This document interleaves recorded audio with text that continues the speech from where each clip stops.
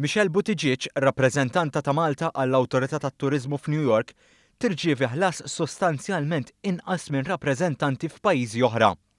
Dan ħareġ minn dokumenti impoġġija fuq il-mejda tal-Kamra tad-Deputati mill-Ministru Edward Zammit Lewis li juru kif Buttigieg titħallas retainer fee ta' €5,038 fix-xahar. Il-Ministru ċara li Michelle Buttigieg mhijiex envoy u m'għandhiex impjieg mal-Awtorità Maltija tat-Turiżmu. Iżda hija professjonista fit-turiżmu u l-servizzi tagħha kienu ngaġġati lokalment fi New York biex tirrappreżenta l-awtorità fil-marketing u promozzjoni ta' pajjiżna fil-kontinent Amerikan. Ir-riżulta li meta persuna li tagħmel ix-xogħol li tagħmel Michelle Buttigieg tkun impjegata tal-awtorità, l-ispiża tkun ferm iktar minħabba l-ħlasijiet tal-allowances u spejjeż oħra. Fil-fatt l-aħħar darba li l-MTA kellha impjegati jagħmel dan ix-xogħol fl-Istati Uniti lura fl-2004 kien isir ħlas ta' madwar €7,300 fix-xahar, jiġifieri 40% iktar.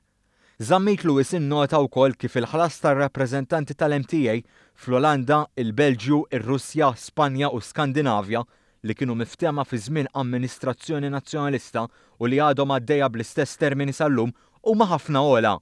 Michelle Buttigieg u s-servizzi li toffri lill-Awtorità Maltija tat-Turiżmu mhux darba jew tnejn sfaw fil-mira tal-Partit Nazzjonalista jew tal-bloggers qrib tagħhom. Fit-tweġiba parlamentari, Zammit Lewis qal li wara 12-il sena b'nuqqas ta' rappreżentanza fis-suq Amerikan, fis-sentejn li pajjiżna reġa' stabbilixxa rappreżentanza fi New York, kien hemm impatt maġġuri mal-komunità tal-aġenziji tal-ivvjaġġar fl-Amerika.